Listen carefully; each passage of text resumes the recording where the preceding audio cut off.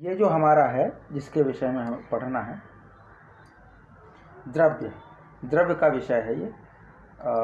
इसमें हमने कल पढ़ा था, इसको हम आज रिवीजन कर रहे हैं, रिवीजन मात्र करेंगे। तो पृथिव्याप्त तेजो वायु आकाश कालो दिकात्म मन इति द्रव्याणि, परिभाषा अलग थी। माने पृथ्वी, जल, अग्नि, वायु, आकाश, काल यानी समय, दिक यानी दिशा, आत्मा और जीवात्मा, मतलब जीवात्मा माने आत्मा, मन, ये 9 द्रव्य हैं। इसके विषय में ये जो है विशेष जो प्रशस्त पाद का विषय है उसकी व्याख्या है यहाँ पर।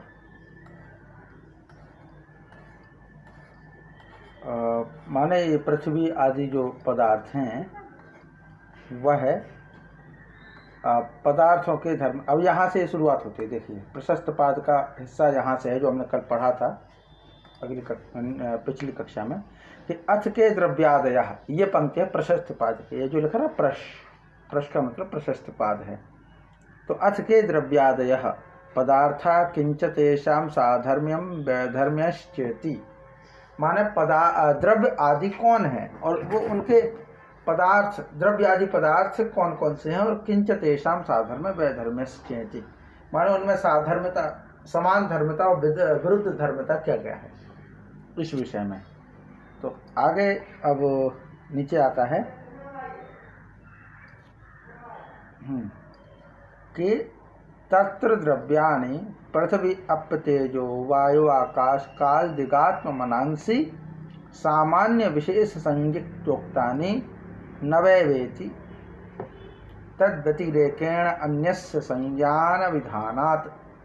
तो मतलब अब ये जो है इन्होंने जो कहा इसमें विशेष कि पहले प्रश्न पूछा कि द्रव्य आदि पदार्थ कौन कौन से हैं, द्रव्य आदि पदार्थ कौन कौन से हैं और उनके साधर्म माने समान धर्म, साधर्म माने समान धर्म और वैधर्म माने विरुद्ध धर्म कौन कौन से हैं, इसके विषय में पढ़ा। तो उत्तर आया कि उन 6 पदार्थों में, तेषाम ना शन माने 6 पदार्थों में द्रव्य जो है उसमें पृथ्वी, जल, तेज, वायु, आकाश, काल, दिशा, आत्मा और मन, ये 9 द्रव्य के अंतर्गत आए हैं। द्रव्य के अंतर्गत 9 आए हैं। माने ये क्या कहा कि पदार्थ की अगर बात कहें तो पदार्थ तो हैं 6, लेकिन उस द्रव्य पदार्थ में अगर बात करें तो द्रव्य के हिस्से होते हैं 9। ये पूरा है। तो ये 9 ही द्रव्य सूत्रकार द्वारा सामान्य यानी द्रव्य संज्ञा और विशेष यानी पृथ्वी, जल इत्यादि नामक संज्ञाओं को कहे गए हैं। तो समान धर्म और विरुद्ध धर्म, वैधर्म, दोनों बात बता दी इसमें।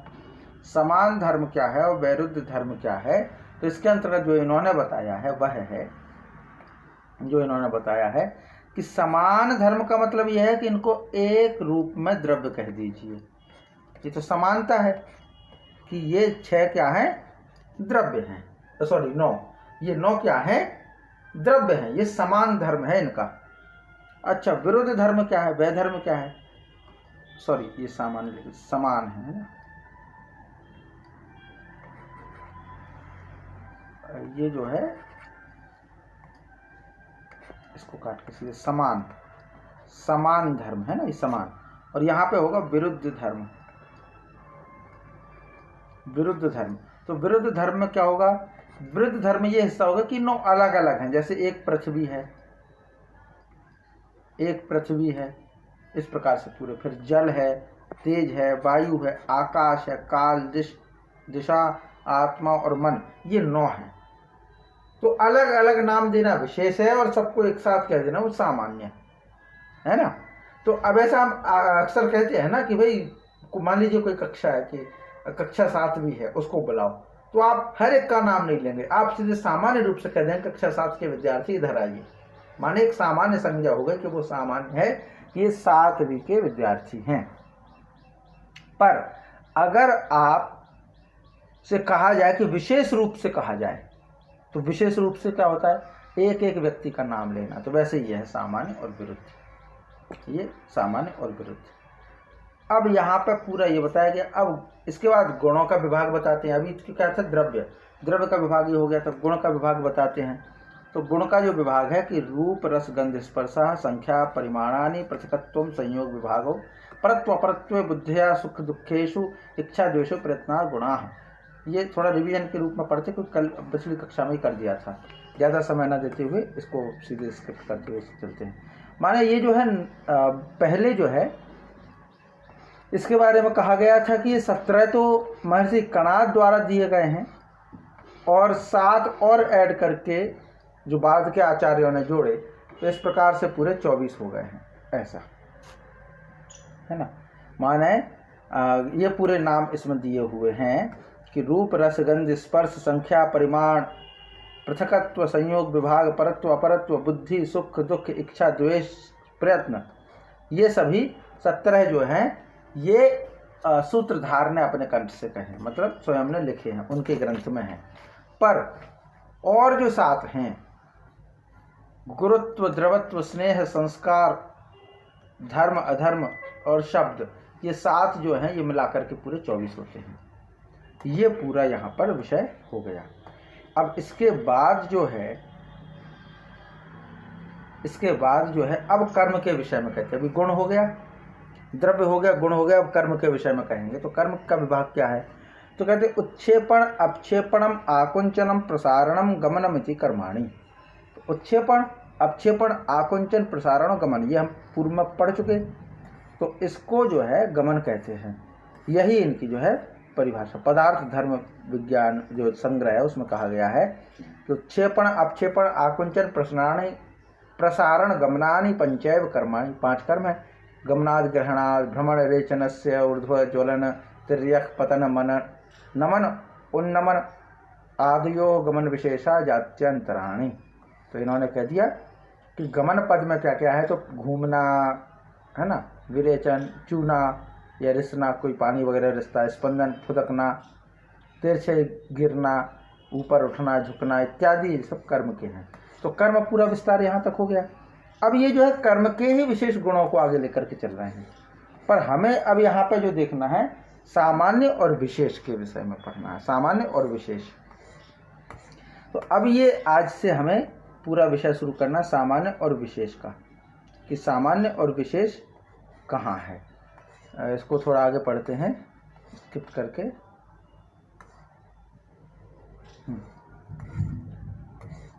ये विशेष कर्म के विषय में विशेष चल रहा है ना, तीनों का एक अलग मान करके इन्होंने कर दिया।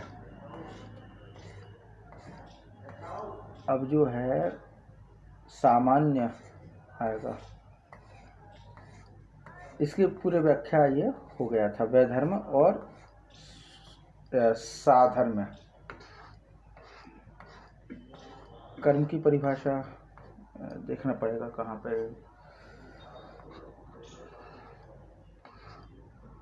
अच्छा, ये जो है लक्षण इन्होंने दिए, लक्षण और देखे लेते हैं। लक्षण जो इन्होंने कहे हैं वह हैं कि क्रिया गुणवत समवाय कारणम इति द्रव्य लक्षण। द्रव्य के लक्षण इन्होंने कहे हैं, है ना, कि क्रिया गुणवत, क्रिया वाला गुणवत। द्रव्य क्या है, द्रव्य का लक्षण क्या है, तो लक्षण और पढ़ लेंगे, थोड़ा इस विषय में ज़्यादा जानकारी अपने लिए अच्छी हो जाएगी, है ना।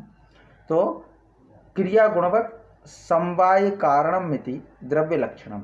तो क्रिया और गुण वाला, माना क्रिया वाला और गुण वाला द्रव्य होता है। समवाय कारणम यानी अवयव आदि भी द्रव्य में ही होते हैं। गुण और क्रिया का कर्म का समवाय होते हैं, माने गुण और क्रिया इससे जुड़े रहते हैं। द्रव्य क्यों है, क्योंकि इसमें गुण है और क्रिया है, कर्म है, और कर्म है किसका, द्रव्यों का। कर्म और गुण किसका है, द्रव्यों का। तो ये दोनों एक दूसरे समवाय कारण से जुड़े हैं, यह इसका लक्षण है। तो क्या पूरा लक्षण बन गया कि क्रिया गुणवत समवाय कारणम इति द्रव्य लक्षणम। ये पूरा यहाँ पर हो रहा है, माने गुण गुणी क्रियावान अवयव ये सभी जुड़े जो हैं वो द्रव्य से ही जुड़े। तो द्रव्य का ये सामान्य लक्षण हो गया। अब सामान्य लक्षण करने के बाद अब किसका सामान्य लक्षण है, तो ये जो है गुण लक्षण है, गुण का। इसमें क्या कहते हैं कि द्रव्याश्रय गुणवान, द्रव्य आश्रय गुणवान संयोग विभागेषु अकारणम अनपेक्ष इति गुण लक्षणम। तो अब इसमें कहते हैं कि द्रव्य में आश्रय लेने का जिसका स्वभाव हो, माने गुण की विशेषता क्या है कि द्रव्य से जुड़ता है, इसका आश्रय स्थान द्रव्य होते हैं। गुण भाई किसका होगा? स्पर्श रूप रस गंध, ये सभी जो गुण है, पृथकत्व है अपृथकत्व है संयोग है विभाग है, किसके होंगे? पदार्थों के होंगे, द्रव्य के होंगे, है ना, द्रव्य के ही होंगे और किसी के होंगे नहीं। तो द्रव्य का आश्रय लेता है ये, इसलिए द्रव्य आश्रयी। फिर गुणवान, गुणवान तो होते हैं। संयोग विभागेषु अकारणम अनपेक्ष, संयोग और विभागों में, संयोग में और विभाग में अपेक्षा ना करता हुआ जो कारण हो वह गुण का लक्षण है। ये गुण के विषय में हो गया। अब आगे जो कहते हैं गुण के बाद,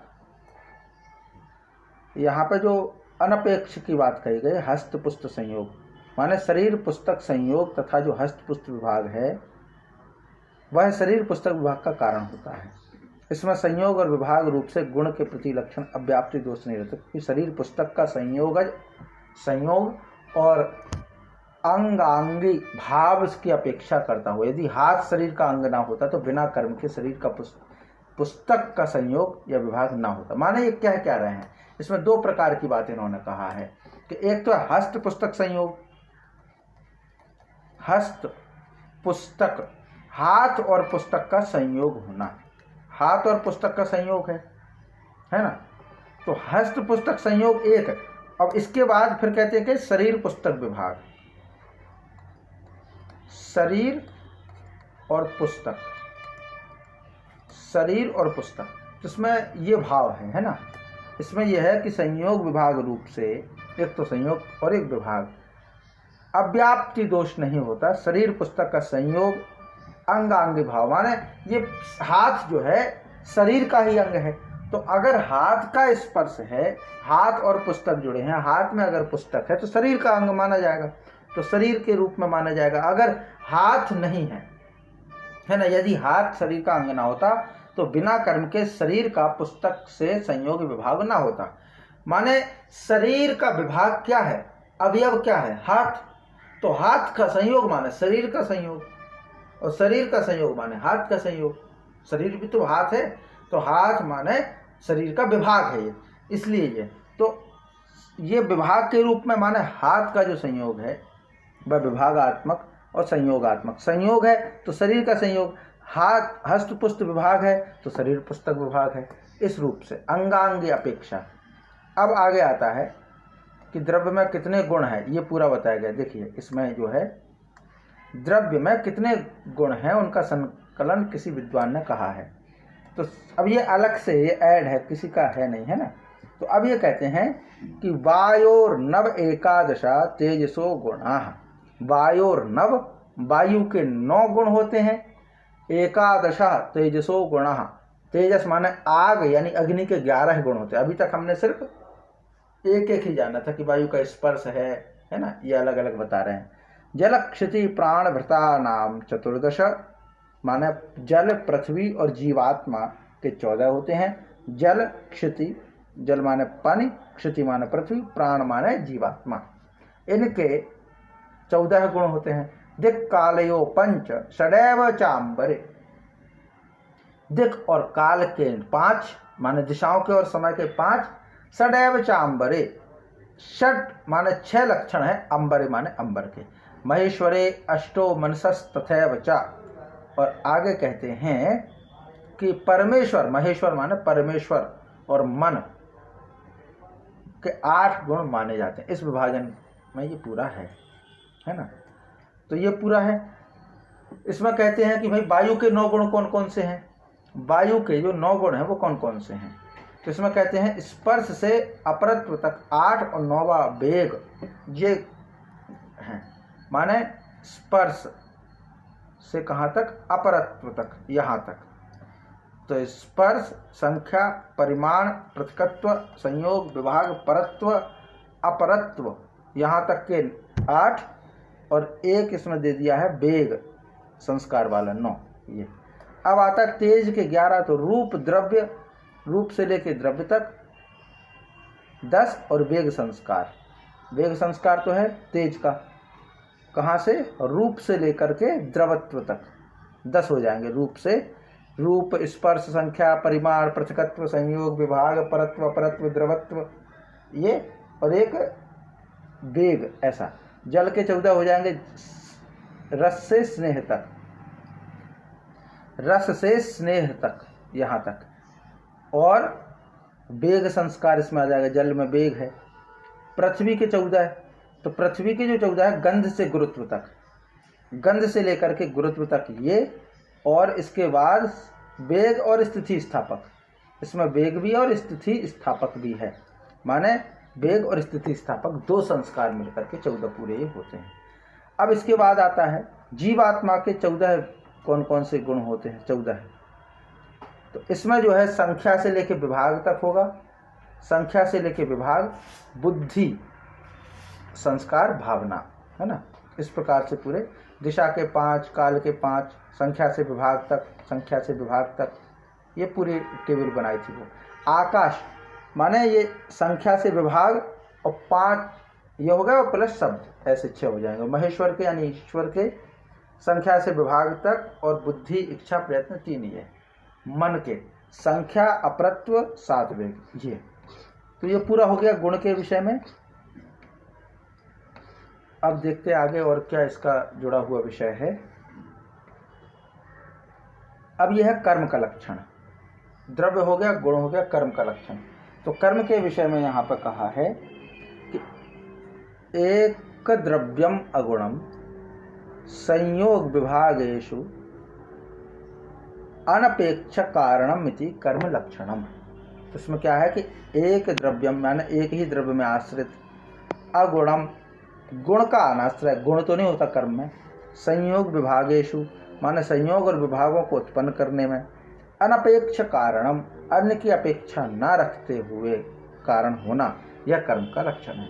माने अभी अभी द्रव्य अपने सारे अवयवों में आश्रित होता है। अभी अभी द्रव्य जो अपने सारे अवयवों में आश्रित रहता है, और वह संयोग, विभाग, द्वित्व, संख्या आदि अनेक गुण भी अनेक द्रव्यों पर आश्रित रहते, किंतु कर्म कभी अनेक द्रव्यों में आश्रित नहीं रहता। जब रेलगाड़ी दौड़ती है, जब गाड़ी अपना कर्म अलग, गाड़ी में अपना कर्म होता है, वह सवारों में अपना अलग अलग। इसलिए यदि दौड़ती हुई गाड़ी से ऐसा रोक दी जाती है तो सवार आगे गिर पड़ते हैं, क्योंकि सवार में अपना है, सवार में अपना है। जैसे मान लीजिए गाड़ी, ट्रेन में कोई बैठे, ये क्या कहना चाह रहा है? ये कहना चाह रहा है कि अभी अभी द्रव्य अपने सारे अंगों में आश्रित रहता है, यानी संयोग, विभाग, द्वित्व, संख्या, अनेक गुण भी अनेक द्रव्यों के आश्रय से रहते हैं। माने अनेक गुण भी अनेक द्रव्यों के आश्रय, अनेक गुण, गुण अगर अनेक है तो द्रव्यों के आश्रय अनेक आश्रयों से जुड़े रहते हैं। कर्म अगर है, देखिए गुण और द्रव्य तो अनेक आश्रयों से जुड़े रहेंगे। अनेक गुण है तो अनेक द्रव्यों में शामिल हो जाएंगे, अनेक द्रव्य अनेक गुणों से शामिल है। पृथ्वी के एक गुण नहीं, अनेक गुण है, और अनेक ये जो गुण है वो भी अनेकों से जुड़ा है, ऐसा। लेकिन कर्म जो है वो कभी द्रव्यों में आश्रित नहीं रहता, अनेक द्रव्यों में नहीं, एक द्रव्य में आश्रित होगा, एक द्रव्य में। अब इसमें बताया इन्होंने, जैसे मान लीजिए पृथ्वी, ये जो गाड़ी है, कोई भी गाड़ी चल रही है, तो गाड़ी का कर्म और गाड़ी में बैठे सवारियों का कर्म अलग अलग है। गाड़ी का कर्म और गाड़ी में बैठे सवारियों का कर्म अलग अलग है ना। मान लीजिए गाड़ी में हम बैठे तो गाड़ी के साथ हम जुड़े हैं, इसलिए हमारा कर्म हो रहा है, पर हमारा व्यक्तिगत रूप से कोई कर्म नहीं है। तो गाड़ी का कर्म क्या है? मान लीजिए ट्रेन है या कोई बस है, कार है, वो जा रही है स्पीड में, तो उसके अंदर जो बैठा है उसका कर्म अलग और गाड़ी का कर्म अलग है। कार में बैठा पानी व्यक्ति पानी भी पीने का काम कर सकता है, खाना खाने का भी काम कर सकता है, लेकिन गाड़ी सिर्फ भागने का काम कर रही है, दौड़ने का काम कर रही है। इन्होंने उदाहरण दिया कि मान लीजिए अचानक से गाड़ी को रोक जाना पड़े, तो गाड़ी तो अपने कर्म में है, तो उसको तो पता है मुझे रुकना है, तो गाड़ी तो रुक गई, लेकिन जो अंदर बैठा आदमी है उस कर्म से अलग रूप से जुड़ा था, उसका अपना कोई विशेष कर्म चल रहा था, वो उसके गाड़ी के कर्म से अलग था, इसीलिए वह आगे की ओर झुकता है, गिरता है। माने वो तो स्थिर था ना, दौड़ने का काम तो गाड़ी कर रही थी, उसके अंदर बैठा सवारी थोड़ी ना कर रही थी। ऐसा इनका ये पूरा है। अब आगे जो है समवायी कारण के विषय में यहाँ पे इन्होंने बताया है। रुकिए, समवायी तो नहीं आना चाहिए अभी, साधर्म हो गया, अब वैधर्म इनका होना है।